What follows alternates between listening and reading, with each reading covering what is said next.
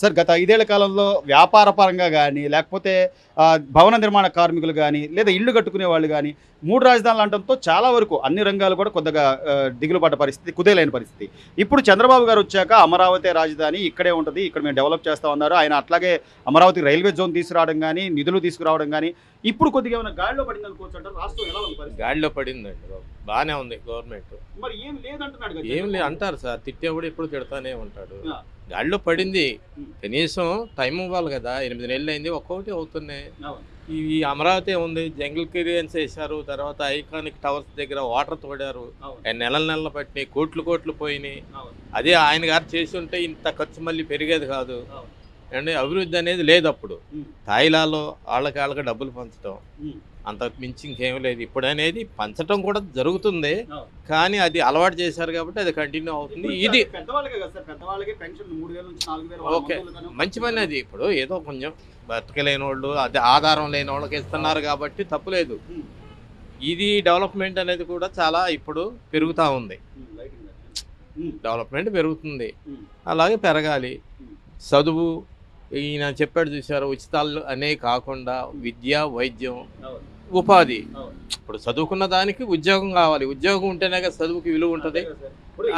లేకపోతే కూలీ చేసుకునే వాళ్ళు పిల్లలు చదివించుకున్నారంటే రేపు పొద్దున ఉద్యోగం సంపాదించుకుని ఉండాలి కదా. ఇప్పుడు ఈ రోజు ఐటీ కంపెనీలు కొంతమంది ఉద్యోగాలు తీసేస్తున్నాయి. మొన్న వీడెవడు ఇన్ఫోసిస్ వాళ్ళు తీస్తారు.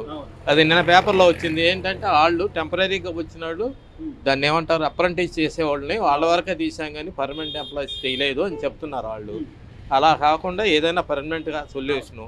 ఇప్పుడు డిఎస్సి అన్నారు టీచర్స్కి, మెగా డిఎస్సి, అది ఓకే. అది ఉద్యోగాలు ఇవ్వగలిగితే బెటర్. అది చదువుకున్న వాళ్ళకి దాని విలువ ఉపయోగపడుతుంది. అది చంద్రబాబు నాయుడు గారు లాంటి వ్యక్తి ఇప్పుడు ఆయన ఎప్పుడో విజన్ 2020 అని హైదరాబాద్లో జరిగిన డెవలప్మెంట్ మనం చూసాం. ఇప్పుడు మళ్ళీ 2047 అంటూ ఇక్కడ అమరావతిలోనే స్టార్టప్ కంపెనీలు అని కానీ, మీరు అన్నట్టుగా ఐటీ పరిశ్రమలు కానీ తీసుకురాగలమని చెప్తున్నాడు. నమ్మొచ్చండి. అక్కడ హైదరాబాద్లో ఆ రోజు ఉమ్మడి రాష్ట్రంగా ఉన్నప్పుడు చేశారు కాబట్టి దానికి ఆద్యుడు రాజీవ్ గాంధీ. ఐటీ అనే దానికి ముందు మొదలుపెట్టింది ఆయన. ఈయన చంద్రబాబు నాయుడు గారు వచ్చిన తర్వాత కంటిన్యూ చేసుకుంటా రాబట్టే మన పిల్లలు అంటే ఎవరైనా కానీ హైదరాబాద్ వెళ్ళి ఉద్యోగాలు చేసుకొని విదేశాలకు తగ్గి ఇక్కడ చేసుకుంటున్నారు. ఇంకా మిగిలిన వాళ్ళు విదేశాలకు వెళ్ళిపోతున్నారు. ఇక్కడ కూడా చేస్తాడనే ఒక నమ్మకం మాకైతే ఉంది.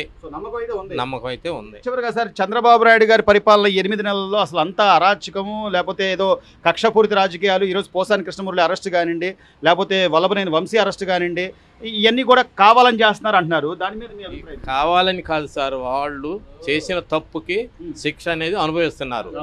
కుటుంబంలో వేలు పెట్టారు, ఆడాలను తిట్టారు, బూతులు.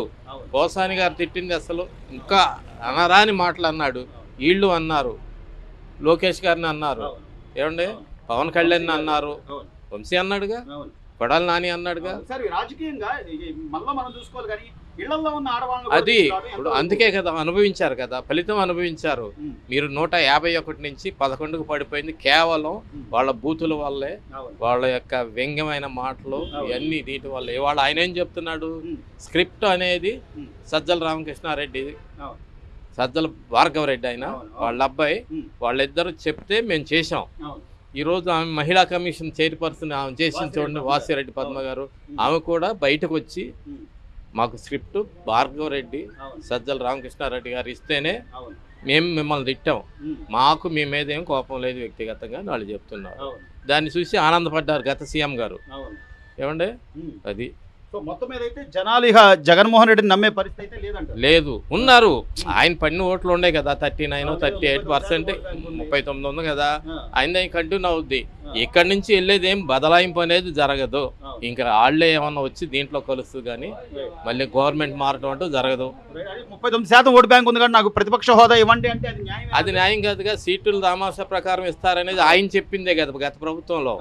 ఆయన నీతిగా చెప్పాడు కదా, నిన్ను నీ సీట్లు 2, 3, 4 లాక్కున్నాము, ఇంకా 2 లాక్కుంటే నీకు ప్రతిపక్ష హోదా ఉండదు అని ఆయన చెప్పింది.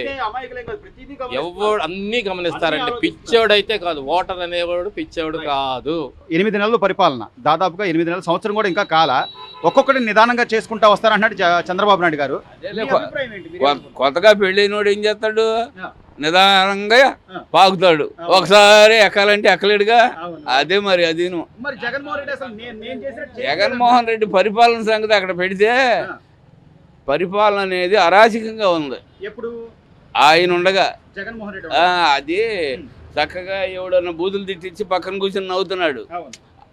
ఏదన్నా పడిపోయాను అనుకోని ఏమన్నా అబౌట్ ముసలాడు దెబ్బ తగిలిందంటే కత్తి అరే పాపం ముసలైన పడిపోయాడు రా కత్తి లెగతిండిరా అనాలి. ఆడేమో కూర్చుని నవ్వుతున్నాడు అని ముసి నవ్వులు. అబ్బాయి అది కరెక్ట్ ఏం కాదు. ముఖ్యమంత్రి అంటే వాళ్ళందరికీ కూడా ఈయన ఒక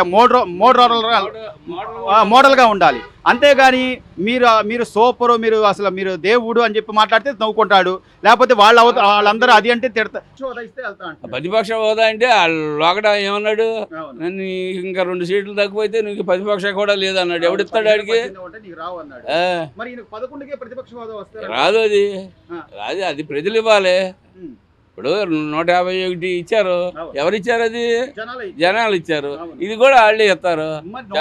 151 ఇచ్చిన వాళ్ళు 11 ఇచ్చారు, మధ్యలో 5 తీసేశారంటే నువ్వు బాగా చేసినట్ట బాగా చేయనట్ట అదే తెలుస్తుందిగా జనం ఎట్లా చేశారా. ఇప్పుడు అది నువ్వు అది ఒకటి చెప్పాల్సిన పని లేదు, కళ్ళకు కట్టినట్టు కనపడుతుంది కదా. అవునా? మరి ఇంకా ఎదురు ప్రశ్న ఎవడ అదేంటంటే నేను కింద పడ్డా నేనే గెలిచాను అంటాం. అది దొంగడు కూడా నేను దొంగతనం చేశానంటే నేను దొంగారు అని వస్తాడా? ఎవడరాడుగా. ఎప్పుడో అట్లా బతకలేదు. కాకి పిల్ల కాకి ముద్దు. మొత్తం మీద బాబాయ్ ఈ రోజున జగన్మోహన్ రెడ్డి గారు గత 5 ఏళ్ల పరిపాలన చూసాం. 8 నెలలుగా కూటమి పరిపాలన, సూపర్ 6 పథకాలు చెప్పారు. పెద్దవాళ్ళ పెన్షన్లు అని కానీ లేకపోతే గ్యాస్ పథకం అని కానీ నిదానంగా చేసుకుంటా వస్తాను. సరే డబ్బులు లేవు. ఇప్పుడు ఆడి పిల్లాడికి చదువు చెప్పించి ఉద్యోగం ఇస్తే ఆడే బతుకుతాడు. ఆడే పిల్లలను తల్లిదండ్రులను ఆడే చూసుకుంటాడు. ఈ ఒక మంచి పథకం ఏంటంటే ఆ ముసలమ్మ వాళ్ళకి అది ఇవ్వడం అనేది కరెక్ట్.